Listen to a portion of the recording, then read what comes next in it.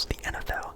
And if you haven't created a league yet, or been in a league with a person before, or created a league, or have never done it before, you'll know what the top players are to look out for if you want that, or you just want to listen to me ramble about whatever.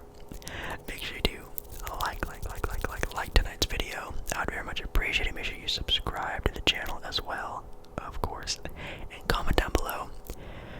I guess if you've ever done fantasy sports before, I personally have never done it before. I don't know if I ever will. Let me know if I should do one for the channel if you're interested in that. And also throughout the rest of the week, there will be no more sports content. So for you non-sports fans out there, this is we're almost at the home stretch. Got one more video to go through. So anyways, let's get started. Okay, so the first one we're gonna go through is the NBA, because that's a sport that I know a little bit more of, but I've heard some things here and there about how fantasy basketball works. Later on we'll get to the NFL if you're really into that. It's gonna take a little bit of understanding for my own sake, but here we go. What is fantasy basketball? Quote, fantasy basketball gives you the opportunity to run your own team of professional NBA basketball players. You draft your team of the best players from across the NBA and achieve points based off of those players' performances and stats in the NBA games that they play each week. Makes sense, right? You set lineups, starting fives, propose and accept or reject trades just like you would as a normal NBA general manager. You can also sign free agents and compete against other teams in your league. It is as if you have a group of friends. Obviously, that's like what you are going to be looking for, is a group of people that you know. Yeah, that's pretty much a good little rundown. So, basically, you have a group of people. Let's say hypothetically we all do it, and I get a group of people to do it. We each pick an individual team. You can either be like a real team, like, oh, I want to be the Los Angeles Lakers. That doesn't mean you have all of the Los Angeles Lakers players. You could just call yourself the LA Lakers. Or you can make up a team name like the Ballin' Ballers. The Ballin' Ballers, that's my name. Then on the day of a draft that everyone agrees upon, you all have to be present. Everyone has to be present. And you have a drawing, kind of like the NBA draft does, but with all the teams, and you see who picks first, second, third, fourth, fifth, sixth, seventh, eighth, blah, blah, blah, blah, blah. And you get to see who has the number one pick of your draft. You pick a player who thinks you're going to be, you pick a player who you think is going to have a really good statistical season. And you just go through the draft. I'm assuming a lot of people do the snake draft. So let's say, for this sake, it's a 5-man draft. Pick 1, pick 2, pick 3, pick 4, pick 5, and then the last pick of the draft picks again. Pick 6, pick 7, pick 8, pick 9, pick 10, and you snake throughout the draft. It may be different for other people, but that's usually how drafts go. And I am actually not sure how many players you pick. I'm assuming somewhere around 15. It could be 10, but for most of the time with fantasy sports, you only need a 5-man roster, and that 5-man roster is going to be your roster for the week of the NBA games to score as many points in fantasy as you possibly can. And now when it comes to the competition part of things, of course, just like the NBA season, you will go head-to-head 1v1 against another team. Let's say the Ballin' Ballers, their week matchup is against the Jumpin' Jacks. I don't know. They're going up against each other in their week. I create a 5-man lineup against this other guys, the Jumpin' Jacks. 5-man lineup. And for that week, I'm not sure if it's just for one game or just a day where all of those players are available and play their games. They all have their own performances in real life. And then you stack up a score based off of how well they did. Now the score. It's not just points. The NBA standard fantasy scoring point system goes like this. For points, so points scored is 1 fantasy point. Rebounds is 1.2 fantasy points. An assist is 1.5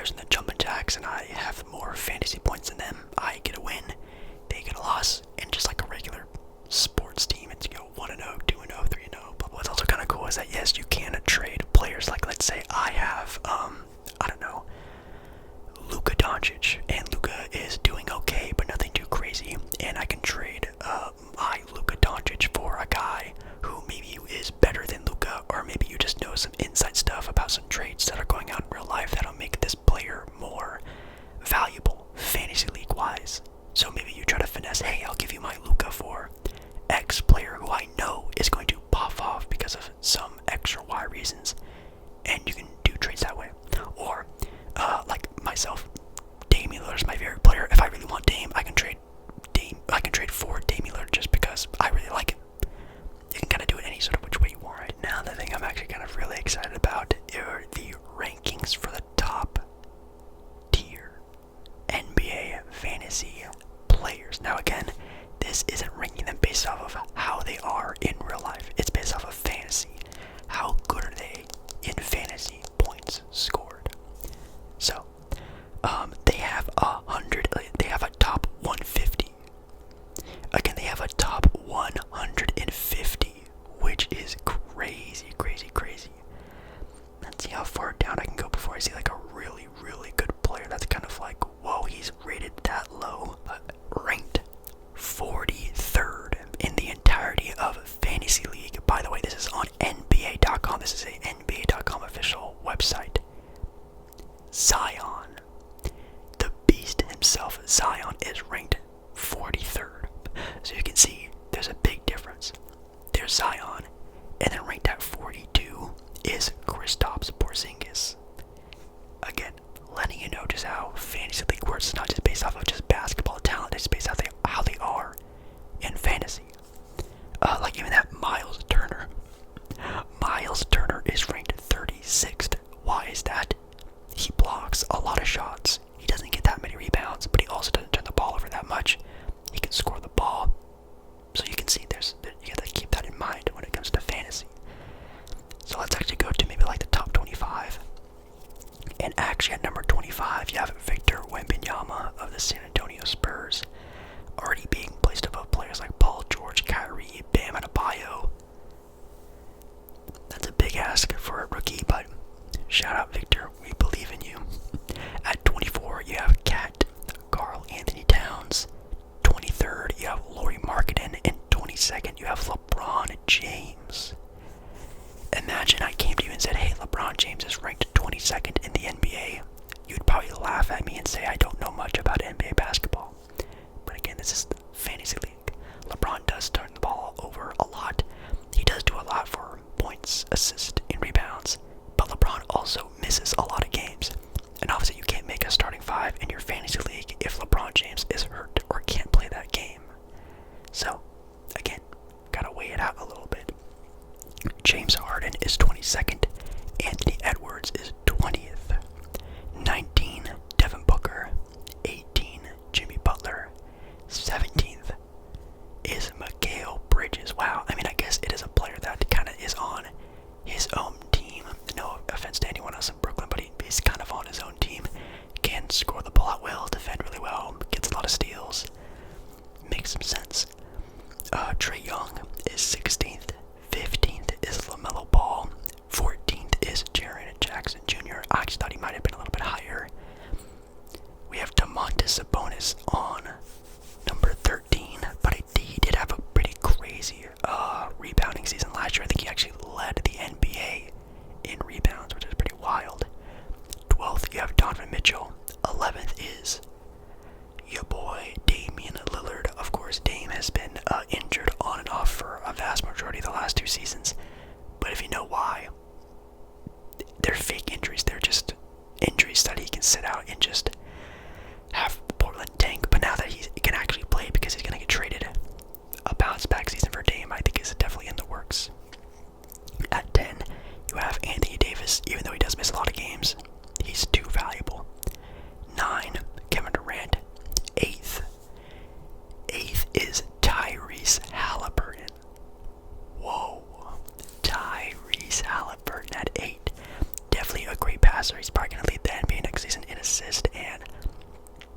That doesn't surprise me at all, plus being a good defender. At 7, you have Giannis Antetokounmpo. 6, you have Steph Curry. Wow, Steph Curry at 6. At 5, you have Jason Tatum. Number 4, you have Luka Doncic. And the next 3, one of them is pretty obvious. 2 of them are actually kind of interesting.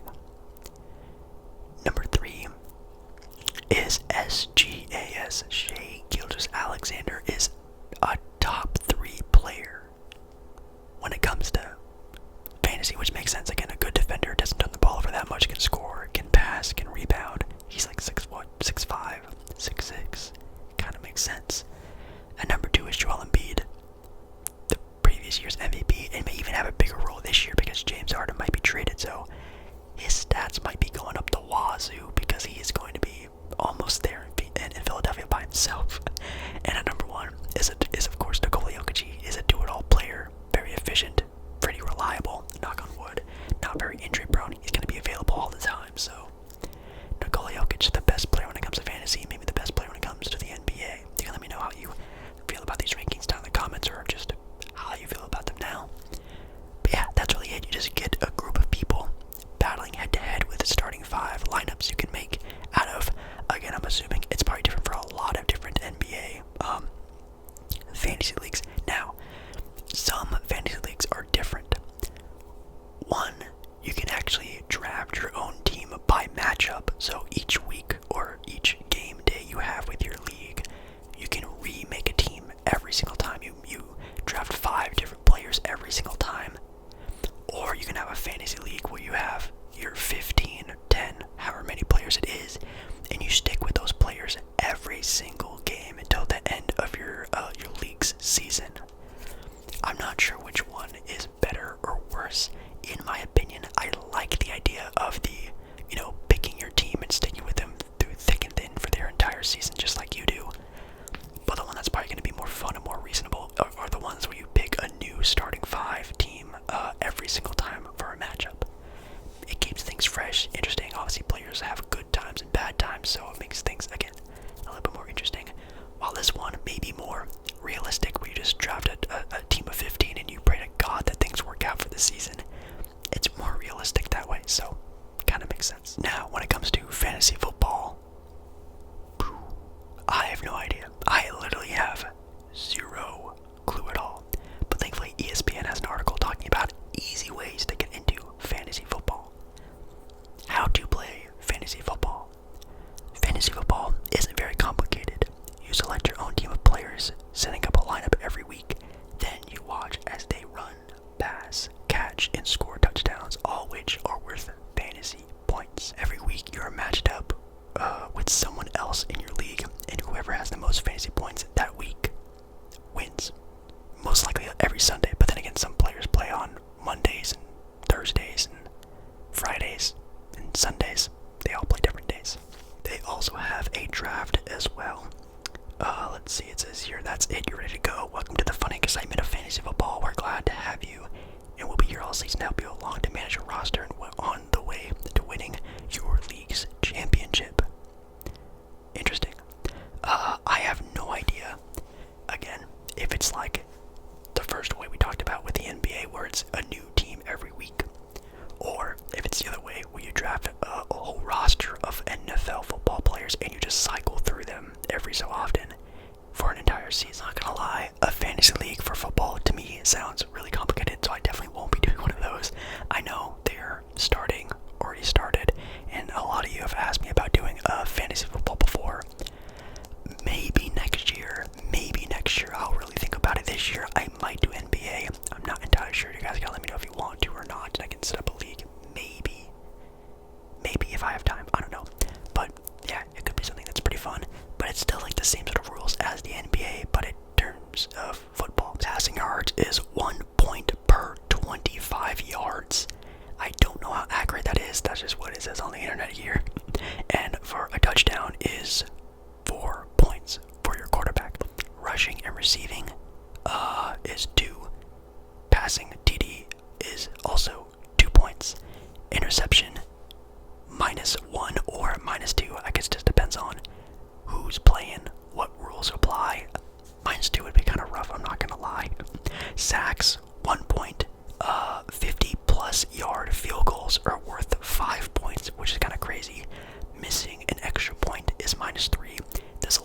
mods that also are like that. And again, if you're just like with a bunch of buddies, you can make up your own rules as you go along, and just whatever happens. It's a lot of fun.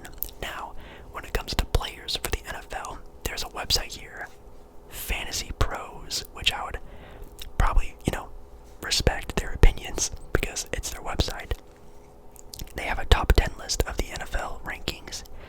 At number 10, for a player in fantasy, they have Derrick Henry at 10. Cooper Kupp, a wide receiver from the LA Rams, at number 9. Number 8, Austin Eckler, running back for the Chargers. Number 7, we have Bijan Robinson, running back from Atlanta. I think it's how you pronounce that, right? Bijan. I think it is. Number 6, you have Tyreek Hill, wide receiver out of Miami. Or, not out of, but plays in. Out of Miami, like he's from college. I don't know why I said it like that. Number 5, you have Nick Chubb, a Cleveland running back. At number 4, Travis Kelce, tight end for the Kansas City Chiefs. Number 3, Jamar Chase of the Cincinnati Bengals, wide receiver. Number 2, Christian McCaffrey, running back for the 49ers. And at number 1, probably the best wide receiver in the entire NFL from Minnesota, Justin Jefferson, number 1. Now again, I don't know how accurate these are because I know quarterbacks are pretty, valuable in fantasy. They actually don't have I don't think they have where is it at? Their first quarterback is ranked 23rd in their all-player draft rankings, but the number 1 ranking quarterback is Patrick Mahomes at number 23. Y'all can let me know if you're a fantasy guy. Is that whack or not? I don't know. But it goes Patrick Mahomes, Jalen Hurts, Josh Allen at number 3, Lamar Jackson 4, Joe Burrow 5, Justin Fields 6, Justin Herbert 7th, 8th, Trevor Lawrence 9th, Deshaun Watson in 10, Dak Prescott. Yeah, guys, that's really it. You just get a group of people who like that one sport and become GMs. You can trade players, you can sign free agents, you can make a new team every week, you can stick with a team and grind it out. You do a draft and you compete head-to-head every single week for fantasy points, which is kind of cool. Maybe I'll do like a mock fantasy draft by myself, or maybe I'll join like a random league and just do it one time for the video, and then I'll just dip out right after. Maybe they can find a replacement. I don't know, but it'd be kind of cool to do like a part 2 of this and see what we can do with it. But make sure you guys like the video. If you do like the video, this is definitely a very quick whisper ramble. I need to get some sleep tonight, so I love you. Thank you so much for watching. Comment down below if you want a part 2, if you want to do something like this, if I should never talk about this ever again, because I have no idea what I'm talking about. Probably the latter. It makes sense, but just let me know. Subscribe to the channel, and I love you. And I'll be seeing you again in another video very, very, very, very soon.